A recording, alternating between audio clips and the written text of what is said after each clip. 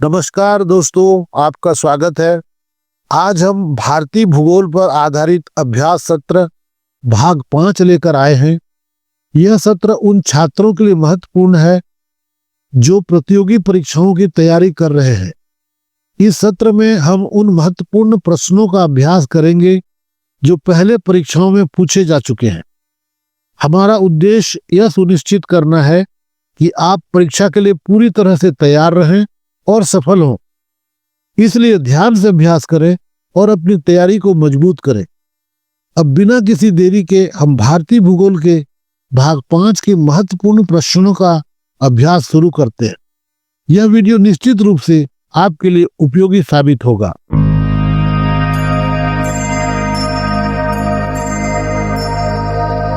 Asit quiz अकादमी में आपका स्वागत है।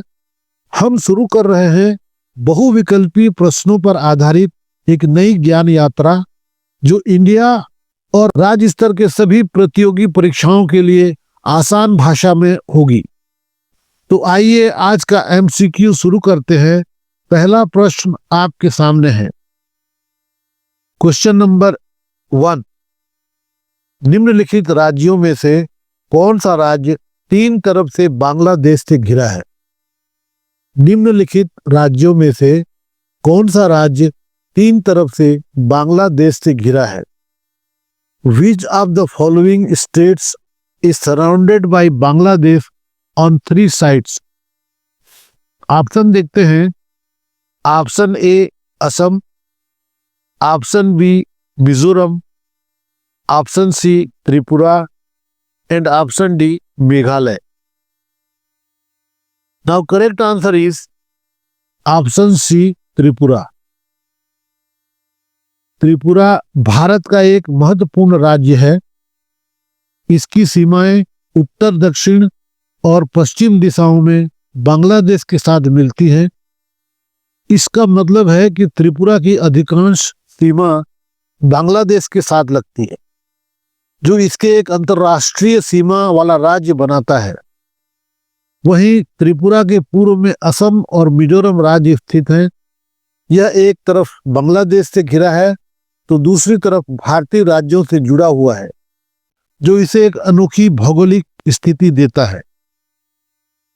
नेक्स्ट क्वेश्चन नंबर 2, डुरंड रेखा किन 2 देशों के बीच की सीमा रेखा है?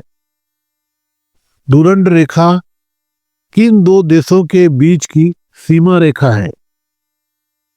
The Durand line is the border between which 2 countries? Option देखते हैं। ऑप्शन ए भारत और चाइना, ऑप्शन बी भारत और बांग्लादेश, ऑप्शन सी पाकिस्तान और Afghanistan and option D Bharat और पाकिस्तान।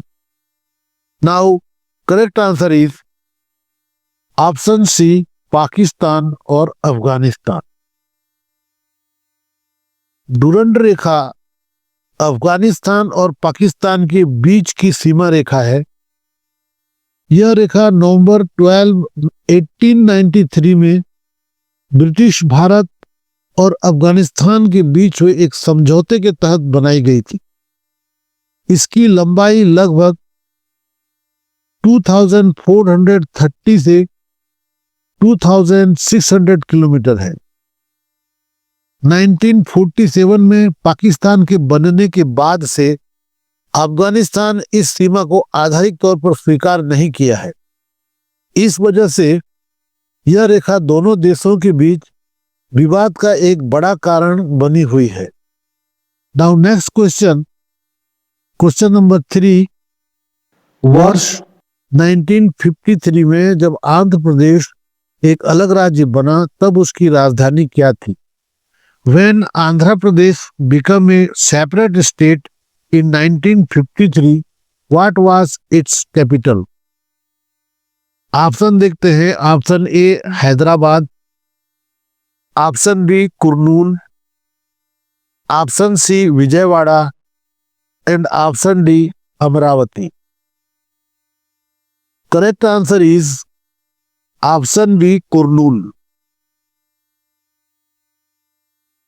1953 में जब आंध्र प्रदेश एक अलग राज्य बना तब इसे आंध्र राज्य कहा जाता था। तब कुर्नूल उसकी राजधानी थी, जो 1 अक्टूबर 1953 से 1 नवंबर 1956 तक आंध्र राज्य की राजधानी रही और बाद में 1956 में भाषाई आधार पर हैदराबाद राज्य के तेलंगाना क्षेत्र को मिलाकर बड़ा आंध्र प्रदेश बना और हैदराबाद नई राजधानी बनी। Next question, question number 4, Bharat में किस राज्य में सबसे पहले सूर्य की किरणें पड़ती हैं?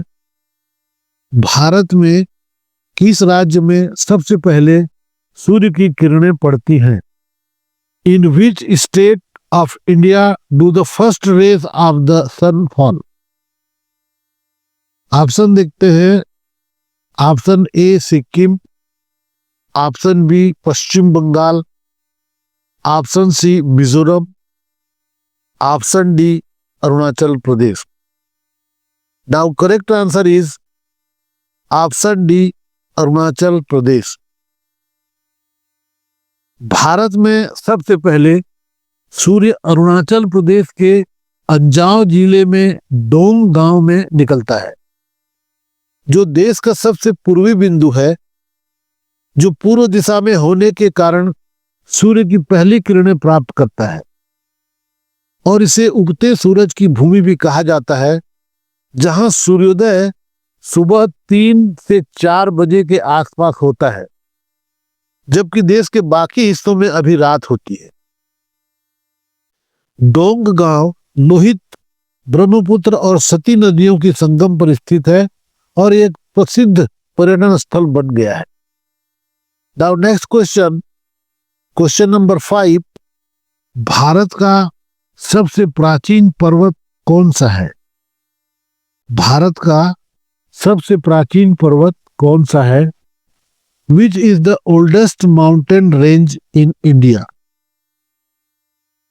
Now ऑप्शन देखते हैं। Option A Himalaya, option B Satpura, option C Aravalli and option D Paschimi Ghat. Now correct answer is option C Aravalli पर्वतमाला। भारत का सबसे प्राचीन पर्वत अरावली पर्वतमाला है, जो दुनिया की सबसे पुरानी पर्वत श्रृंखलाओं में से एक है। इसका निर्माण लगभग 65 करोड़ वर्ष पूर्व आर्कियन हलचल से हुआ था। यह गुजरात के चंपानेर से शुरू होकर राजस्थान और हरियाणा से होते हुए दिल्ली तक लगभग 693 किलोमीटर से ज्यादा लंबी है। दोस्तों, अगर आप इंडियन या स्टेट लेवल के किसी भी कॉम्पिटिटिव एग्जाम की तैयारी कर रहे हैं तो यकीन मानिए आप सही जगह पर हैं। हमारा एकमात्र उद्देश्य है आपका समय बचाना और एग्जाम के सबसे जरूरी सवाल आसान भाषा में एक ही जगह पर आपके लिए लाना, ताकि आप कम समय में अधिक से अधिक प्रश्नों का अभ्यास कर सकें। अगर आपको ये सवाल काम के लगते हैं तो आपका एक छोटा सा क्लिक हमें आपके लिए और भी बेहतर और सही कंटेंट लाने के लिए मोटिवेट करेगा। तो अभी असित क्विज अकादमी को सब्सक्राइब करें और बेल आइकन को ऑल पर सेट करना ना भूलें, ताकि हर नया वीडियो सबसे पहले आपको मिले। चलिए अब आगे जरूरी सवाल पर वापस आते हैं। Next question, question number 6, Aravalli पर्वत की सबसे ऊंची चोटी का नाम क्या है? अरावली पर्वत की सबसे ऊंची चोटी का नाम क्या है? What is the name of the highest peak of the Aravalli mountain range? Now option देखते हैं। Option A Dhupgarh, option B Parasnath, option C Guru Shikhar and option D Anamudi. Now correct answer is option C Guru Shikhar. Aravalli पर्वतमाला की सबसे ऊंची चोटी का नाम गुरु शिखर है, जो राजस्थान के सिरोही जिले में माउंट आबू के पास स्थित है और समुद्र तल से इसकी ऊंचाई लगभग 5650 फीट है। इसे संतों की चोटी भी कहा जाता है क्योंकि यहां गुरु दत्तात्रेय ने तपस्या की थी। Now next question, question number 7। Himalaya की सबसे ऊंची श्रेणी को किस नाम से जाना जाता है? हिमालय की सबसे ऊंची श्रेणी को किस नाम से जाना जाता है? By what name is the highest range of the Himalayas known? Option देखते हैं। Option A Shivalik, option B Pir Panjal, option C Dhauladhar and option D Himadri. Now correct answer is option D Himadri. Himalaya की सबसे ऊंची श्रेणी को महान हिमालय या हिमाद्री के नाम से जाना जाता है। इसे आंतरिक हिमालय या ग्रेटर हिमालय भी कहते हैं, जिसकी औसत ऊंचाई 6000 मीटर है और इसमें स्थायी बर्फ और ग्लेशियर पाए जाते हैं, जिसमें विश्व की सबसे ऊंची चोटियां जैसे माउंट आबू, कंचनजंगा, मकालू, अन्नपूर्णा और नंगा पर्वत इसी श्रेणी के भाग हैं और यह श्रेणी हिमालय की सबसे ऊंची और सबसे ठंडी पर्वतमाला है। Next question, question number 8। Malwa का पठार किन पर्वत श्रृंखलाओं के बीच स्थित है? मालवा का पठार किन पर्वत श्रृंखलाओं के बीच स्थित है? The Malwa प्लेटू is located between which mountain range? Option देखते हैं। ऑप्शन ए सतपुड़ा एवं विंध्य, ऑप्शन बी हिमालय एवं अरावली, ऑप्शन सी अरावली एवं विंध्य श्रृंखलाएं, ऑप्शन डी पश्चिमी घाट एवं Purvi Ghat. Now correct answer is option C Aravalli एवं विंध्य श्रृंखलाएं। मालवा का पठार मुख्य रूप से अरावली पर्वतमाला और विंध्य पर्वतमाला के बीच स्थित है और यह मध्य प्रदेश के राजस्थान के कुछ हिस्सों में फैला हुआ है। यह पठार ज्वालामुखी उत्पत्ति का है। उत्तर में अरावली पर्वतमाला और मध्य भारत पठार, दक्षिण और पूर्व में विंध्य पर्वतमाला, पश्चिम में गुजरात के मैदान है। Now next question, question number 9। Bharat का रूह किसे माना जाता है? Which region is considered the रूह ऑफ इंडिया? ऑप्शन देखते हैं। ऑप्शन ए मालवा का पठार, ऑप्शन बी दक्कन का पठार, ऑप्शन सी छोटा नागपुर का पठार एवं option D Baghelkhand. Now correct answer is answer C Chota Nagpur का पठार। भारत का रूह मुख्य रूप से छोटा नागपुर का पठार है, जिसे वहां कोयले, लोहा और अन्य खनिजों की प्रचुरता और औद्योगिक महत्व के कारण भारत का रूह प्रदेश कहा जाता है, जो देश के औद्योगिक और आर्थिक विकास की रीढ़ है। यह क्षेत्र झारखंड और पश्चिम बंगाल तक फैला हुआ है, जिसमें दामोदर घाटी और छोटा नागपुर का पठार शामिल है। Next question, question number 10। Girnar की पहाड़ियां किस राज्य में स्थित है? गिरनार की पहाड़ियां किस राज्य में स्थित हैं? In which state are the Girnar hills located? आइए ऑप्शन देखते हैं। Option A Maharashtra, option B Karnataka, option C Madhya Pradesh and option D Gujarat. Correct answer is option D Gujarat. Girnar की पहाड़ियां भारत के गुजरात राज्य के जूनागढ़ जिले में स्थित है, जो हिंदू और जैन धर्म दोनों के लिए एक महत्वपूर्ण और पवित्र तीर्थ स्थल है। और इसे रेवतक पर्वत के नाम से भी जाना जाता है। यहाँ अंबा माता व दत्तात्रेय के मंदिर हैं। जैन धर्म के 22वें तीर्थंकर भगवान नेमिनाथ और अन्य ऋषियों ने यहाँ निर्वाण प्राप्त किया था। यह 10,000 से ज्यादा सीढ़ियों के लिए भी प्रसिद्ध है और इस पर एशिया का सबसे लंबा रोपवे भी है।